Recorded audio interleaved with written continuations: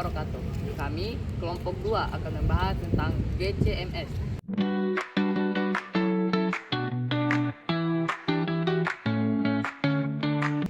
Kromatografi adalah teknik pemisahan molekul berdasarkan perbedaan pola pergerakan antara fase gerak, mobile phase, dan fase diam, stationary phase.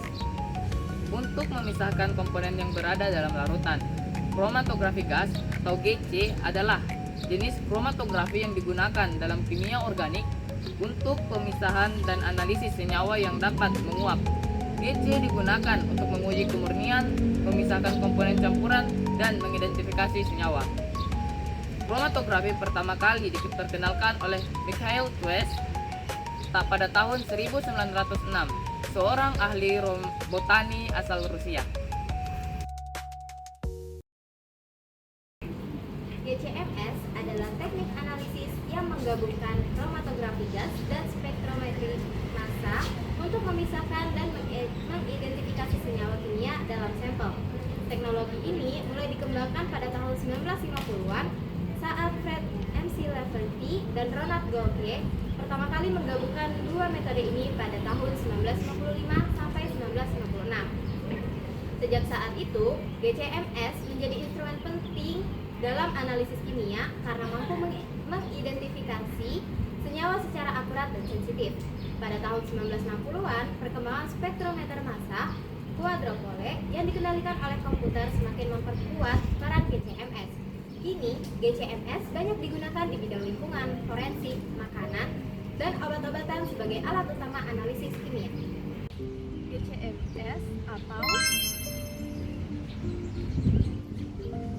adalah suatu metode yang menggabungkan fitur-fitur dari kromatografi gas atau GC sebagai alat pemisah berbagai komponen campuran dalam sampel dan spektrometer massa atau MS untuk mendeteksi masing-masing molekul komponen yang telah dipisahkan. Dari GCMS dapat diperoleh informasi struktur senyawa yang terdeteksi. Spektrometer massa atau MS adalah instrumen yang menyeleksi molekul-molekul gas bermuatan berdasarkan perbandingan massa terhadap muatan itu sendiri. Prinsip kerja GC. Pemisahan terjadi ketika sampel diinjeksi ke dalam fase gerak. Fase gerak yang biasa digunakan adalah fase indeks, tidak bereaksi seperti helium, argon, nitrogen, karbon dioksida, dan hidrogen. Gas ini membawa sampel melalui fase diam yang ditempatkan dalam kolom. Sampel berinteraksi dengan fase diam dengan kecepatan yang berbeda-beda. Komponen yang paling cepat berinteraksi akan keluar dari kolom lebih dulu, sementara yang paling lambat berinteraksi akan keluar paling akhir. Komponen yang terpisah kemudian menuju detektor dan memberikan sinyal yang ditampilkan sebagai kromatogram pada komputer. Komponen alat GCMS. Gas diletakkan dalam silinder bertekanan tinggi, biasanya 150 atm.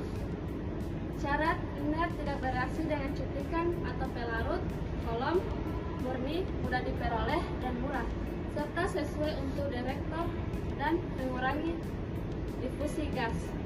Contoh gas, helium, argon, nitrogen, karbon dioksida, dan hidrogen. Tempat injeksi sampel biasanya menggunakan nitrostringing. Injeksi sampel diambil melalui karet silikon atau septum ke dalam oven melalui sampel biasanya 0,1 sampai 10 ml. Suhu di tempat injeksi tinggi 50 Celcius di atas titik didih komponen sampel, namun tidak terlalu tinggi agar tidak terjadi perubahan molekul. Jika terlalu rendah, pemisahan komponen kurang maksimal. Kolom merupakan jantung kromatografi gas, tempat terjadinya pemisahan komponen-komponen cuplikan. Terbuat dari stainless steel, gelas, silika atau teflon.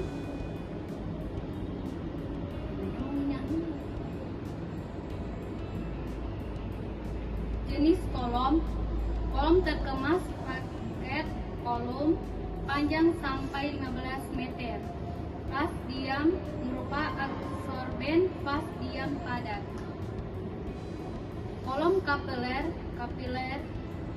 panjang 15 sampai 30 meter atau 2 sampai 50 meter. Fase diam berupa lapisan tipis cairan fase diam cair. Harus dikontrol bervariasi antara 50 derajat Celcius sampai 250 Celcius. Suhu oven harus diatur sedikit di bawah titik didih sampel. Jika terlalu tinggi, cairan fase diam bisa menguap sampai larut dan mengalir terlalu cepat, sehingga memisahkan menjadi terpisah. Detektor komponen yang diletakkan di ujung kolom GC berfungsi menganalisis gas yang keluar dan mengirim data ke perekam. Contoh umum, FIR atau Flame Longitudinal Detector dan TCD, Thermal Conductivity Desktop. TCD peka terhadap berbagai komponen oleh serta non-destruktif, namun tidak dapat mendeteksi air. PID lebih sensitif terutama terhadap hidrokarbon dan destruktif. Pada GCMS, detektor dihubungkan ke spektrometri massa atau MS. Berfungsi recorder atau perekam berfungsi sebagai pencetak hasil percobaan atau sinyal dari detektor berupa gambaran pada kertas atau komputer yang disebut kromatogram. Prosedur kerja GCMS yaitu persiapan awal adalah GCMS dinyalakan dan diatur komponennya sampel sebanyak 1 ml disiapkan dan siap diinjeksi atau lani. Injeksi sampel yaitu tombol start pada monitor ditekan otomatis injektor membersihkan jarum suntik, lalu sampel 1 ml diinjeksikan ke output injektor. Selanjutnya adalah vaporisasi dan transportasi. Sampel dibawa ke terminal injeksi atau tempat penguapan dan kemudian dibawa oleh gas pembawa atau karir gas yang mengalir melalui pengatur tekanan dan filter gas. Pemisahan di kolom. Sampel yang sudah menguap menuju kolom kapiler atau kolom lainnya. Kolom bersifat spesifik, polar, semipolar, atau non-polar, tergantung pada sifat bahan. Deteksi oleh MS. Sampel yang sudah terpisah dalam kolom dibawa menuju alat MS. Fragmentasi dan spektra. Sampel melewati spektra di mana terjadi pemancaran sinar alfa pada filamen sehingga terjadi fragmentasi senyawa yang dianalisis. Selanjutnya penghentian analisis. Selama setting waktu awal atau bila grafik GC sudah menunjukkan agak datar, analis dapat dihentikan dengan menekan tombol stop pada monitor.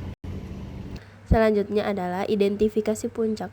Puncak grafik diidentifikasi pada tiap waktu retensi dari puncak awal sampai puncak akhir dan dicocokkan pada program GCMS.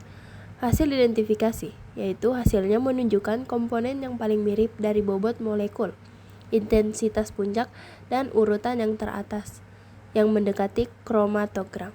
Setelah itu, GCMS digunakan secara luas untuk penentuan struktur suatu senyawa. Di bidang penggunaan, dalam lingkungan menentukan banyak senyawa di udara yang kotor, menentukan atau mengontrol sisa-sisa pestisida yang mengandung halogen, belerang, nitrogen, dan fosfor. Bidang farmasi dan obat-obatan, pengontrol kualitas, analis hasil-hasil baru, pengamatan metabolisme dalam zat-zat alir biologi. Dalam bahan makanan dan mempelajari pemalsuan atau pencampuran kontaminasi dan pengukusan, juga untuk menguji jus, aspal, kopi, dan lain-lain. Klinik menganalisis senyawa seperti asam amino, karbohidrat, CO2, dan O2.